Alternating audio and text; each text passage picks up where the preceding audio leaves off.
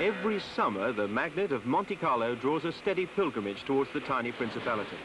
Camera-clicking tourists on charter flights, the jet-set in luxury yachts, the gamblers intent upon roulette and baccarat, all take the well-trodden path. But for the crews in 21 of the world's fastest powerboats, the gamble lay in simply reaching that famous casino, as they started their longest ever race, nearly 3,000 miles from London to Monte Carlo. The stakes were high, the reward some £20,000, but the game was to last over 14 days of shifting fortunes and hazardous racing before the last card was turned and the chips could be cashed.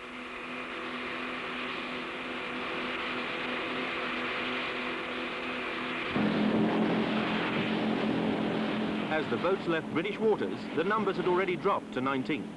Among the leaders, Monte Carlo rally winner Timo Mäkinen, in search of another Monte title, exchanging 4 wheels for 32 feet of powerboat and 1,000 horsepower from 4 Ford Turbo Plus diesels. 54-year-old German champion Oscar Tross was potentially the fastest in WD-40. But power wasn't everything in a race of this nature. Engines varied from inboard to outboard, petrol to diesel. But reliability and a hull design that was good in rough and calm seas were vital. Unlike Zoom, the Riva water ski boat, the experts felt stood no chance against competitors like HTS, the twin Ford Turbo Plus diesel-powered Class 2 world speed record holder.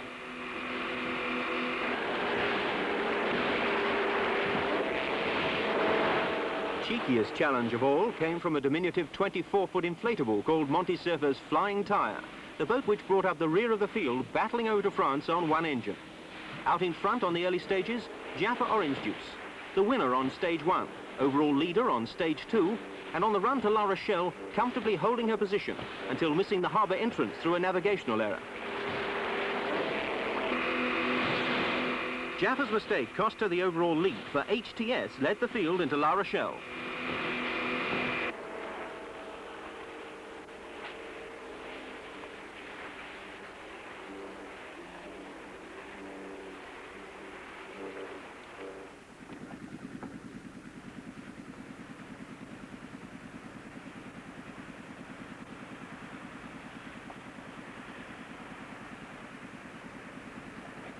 The charm of the old French port held little attraction for the crews. Once safely berthed, work began in earnest in preparation for the next stage.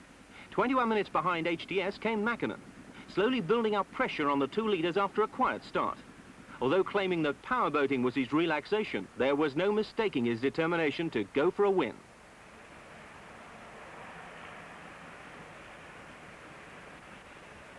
By La Rochelle, the field was down to 13. And among those finding the pace too hot, a slightly deflated Monte Surfer. Surfer's crew fought through to La Rochelle, trailed overland to Bilbao, but finally gave up the struggle with engines that couldn't stand the strain. Jaffa, now nicknamed the Orange Box, crept into port a little shamefaced after her mistake, but still took 4th place on the stage and held 2nd overall. The race with HTS was just beginning to warm up. Both Jaffa and HTS were British-built in the same boatyard, and on the water were evenly matched. Calmer seas gave Jaffa an edge, but in rough water, the heavier HTS held the advantage. Inboard twin Ford Turbo Plus diesels gave driver Eddie Chater 500 horsepower to play with. But the biggest advantage lay in the ease of driving in bad conditions. Chater explains. In rough weather, we have an automatic cutout on the engine, so if we leave the water, as obviously we often do, the props themselves stop. No fuel's going through the engines, and therefore they stop. With an outboard, you had to do it manually by hand. That's the basic difference. If their props come out of the water, they'll rev much too high, and eventually, of course, the crankshaft will go. The Bay of Biscay, the north coast of Spain, the notorious Cape Finisterre, all spelled rough weather. After that, it was anyone's guess. For traditionally, the Mediterranean and the second half of the race would be calm. If HTS was to stay in with a chance, Chater had to extend his lead over the Orange Box while conditions were in his favour.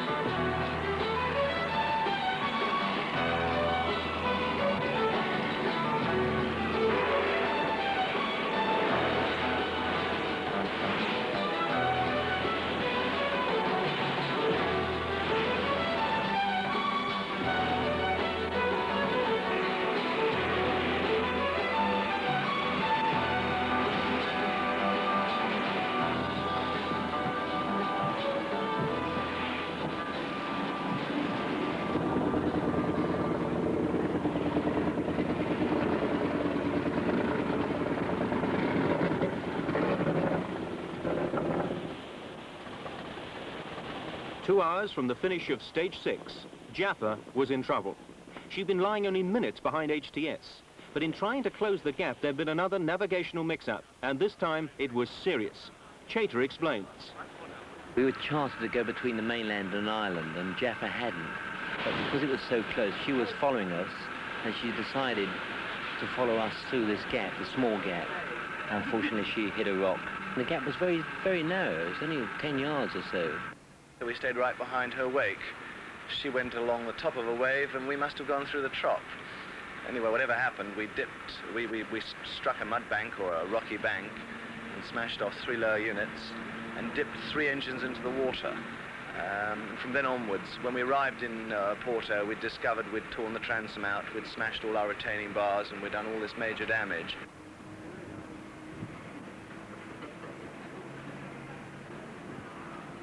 Lawson made the start next morning. But while Naughty Ford and the other boats had successfully repaired their damage, Jaffa was forced back into port and temporarily out of the race for further repair work. The field was down to 9, the race half run. Mackinnon had dropped out with a Spanish fishing net round his props, and HTS was now 8.5 hours in the lead. But Chater and Bellamy were taking no chances. That lead could vanish through steering a course just 5 degrees out, hitting an uncharted rock, or failing to recognize unfamiliar landmarks approaching port. These were waters they'd never raced before. Incredibly, in second place was Zoom, successfully showing the experts a trick or two, and with the advantage of greater speed as it raced towards its own backyard, the Mediterranean. Map and compass were the only aids, and appropriately the halfway mark was Lisbon, home of Henry the Navigator and other seafaring men of an earlier age. While the lack of sails might have disappointed them, the navigational expertise shown by the remaining crews must surely have pleased.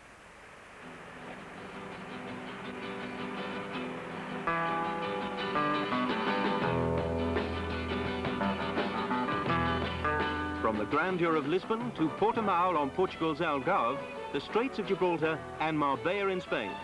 2 days of close competitive racing and relatively calm seas.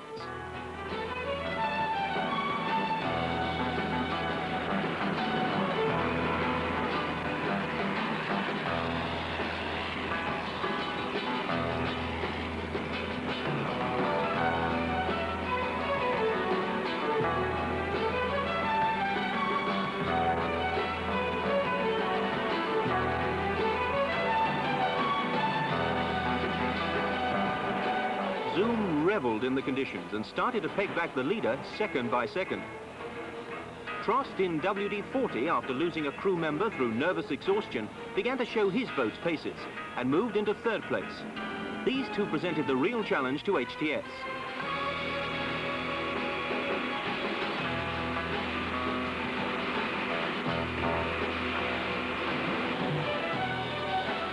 The distinction of setting fastest stage average on the race fell to Conserve or Perish, skippered by Keith Schellenberg, better known behind the wheel of his vintage Bentley. He made over 47 knots to Portimao.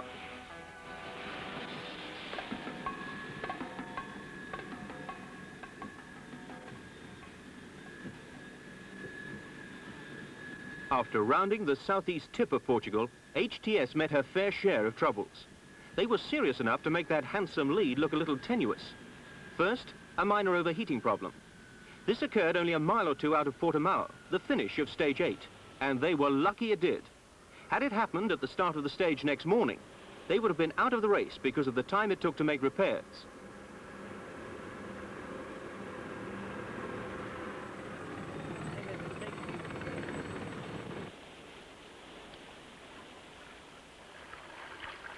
The next emergency was rope around the props, the trouble that had knocked Mackinnon out of the race. Fortunately, Chater's underwater inspection revealed no damage.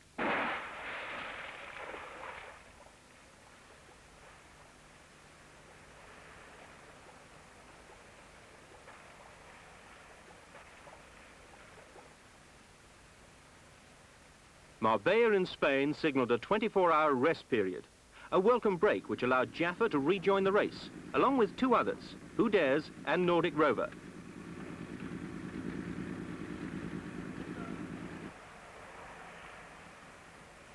So it was a healthy dozen who started the run north up the Spanish coast. Jaffa was in fine form, obviously fully repaired. But Conserve or Perish, very fast but very light, was faced with the problem of keeping the engines in the water as the boat leapt on the swell. 2 crewmen travelled in the stern, a hazardous operation. And it wasn't long before one of them had cracked some ribs after crashing onto the transom.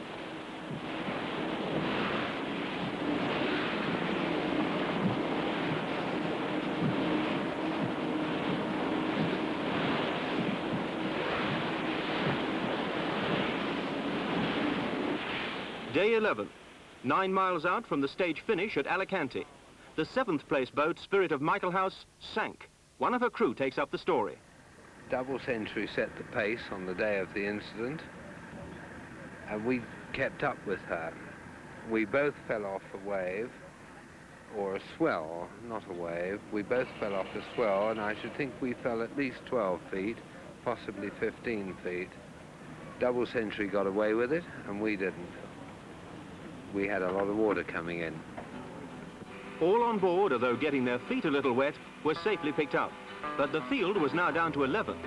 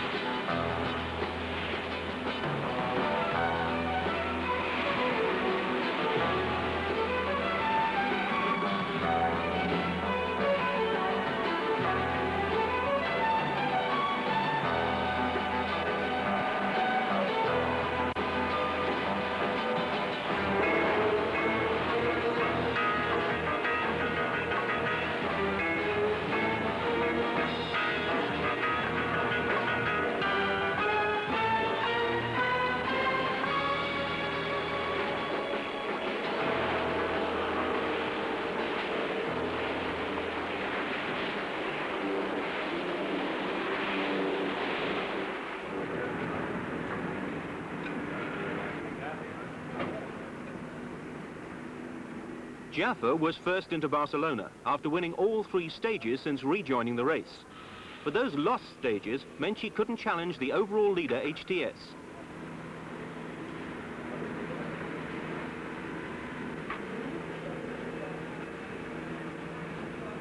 Interest in the fortunes of the remaining crews had grown as the race progressed. But a hint of criticism was detectable in some comments on the race. Port Richborough, overall sponsors of the event, had generously put up £30,000. But with extensive running costs and big support crews for the boats, the bills didn't end there. Was the race too long, too expensive? Skipper of Who Dares, Viscount Slim. I think it's a good concept, and I think one should have adventurous races in power boats or whatever your sport is, climbing mountains, anything. And I believe the concept was a good one. With regards to its expensive, it certainly is. And the only reason we've been able to do it is through the generosity of a man called Geoffrey Edwards, who has given us the money to do it with. He believes it's good for the SAS to do it, and he supports us fully. And what the rest of the people think, I'm not really mad about.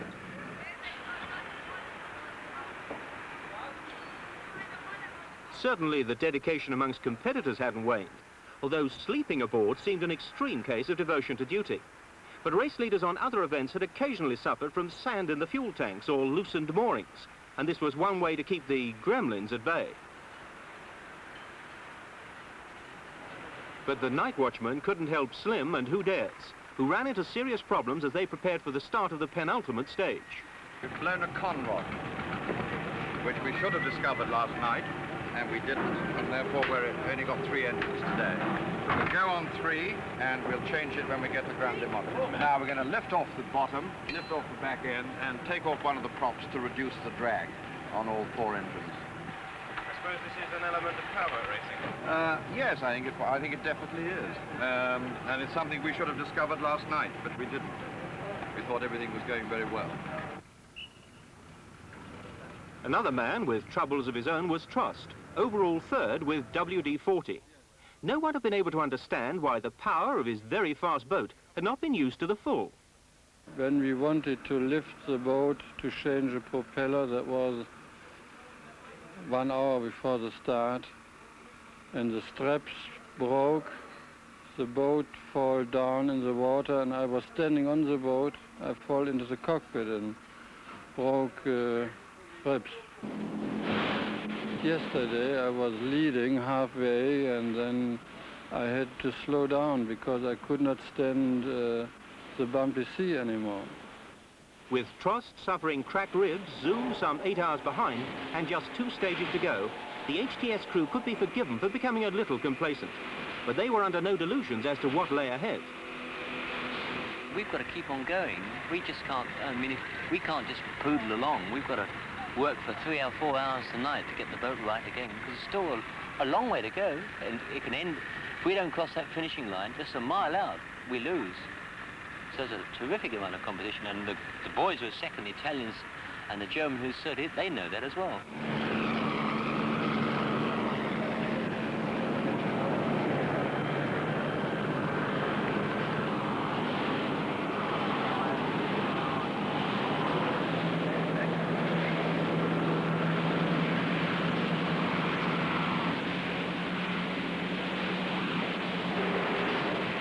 In trying to improve their lead, Bellamy took a gamble.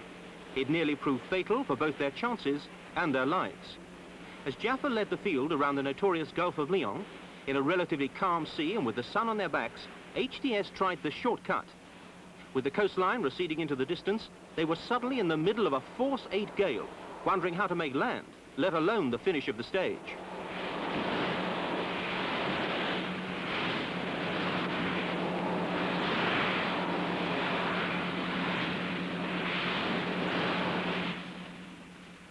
Two and a half hours after the boats reached La Grande Motte, HTS limped home. Exhaustion, but relief on the faces of the crew. It's been very, very rough indeed. Mike and I reckon we're very lucky to be alive. We tried to go straight across, and it was murder. The boat nearly went over 2 or 3 times. And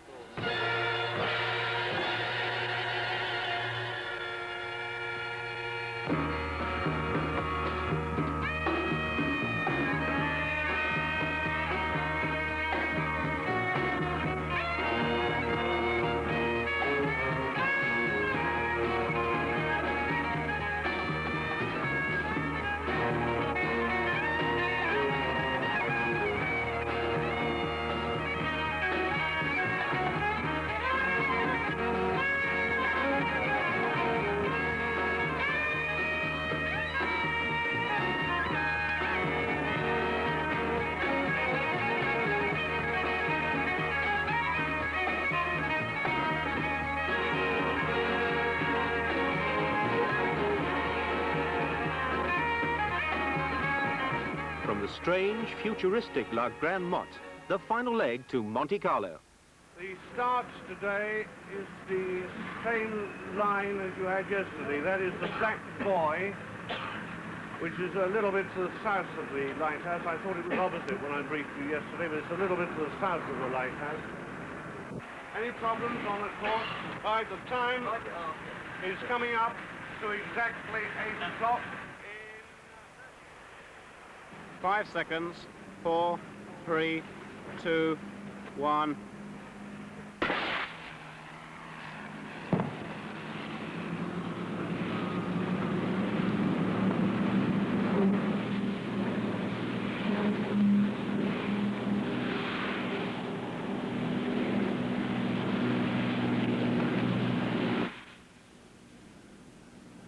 Just 9 boats made the start of the final leg, and only 6 of those were chasing major prizes after completing all stages.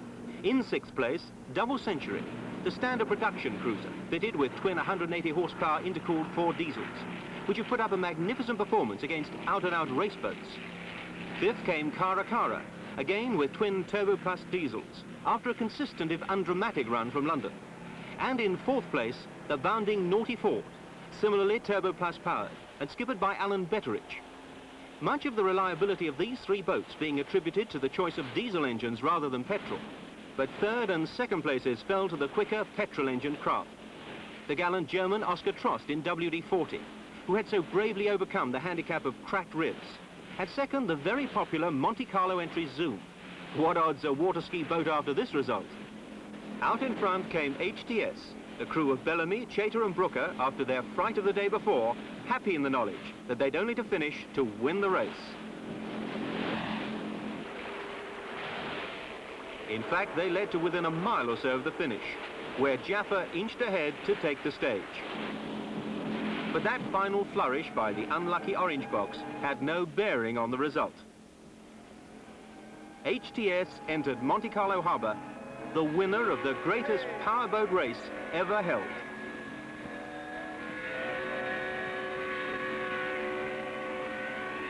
And with £7,000 prize money in their pockets, what better place to finish than Monte Carlo?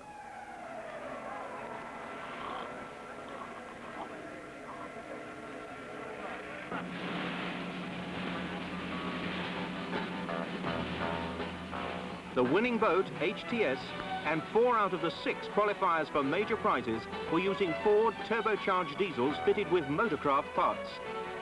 Ford diesel engines and motorcraft parts, the winning partners in power.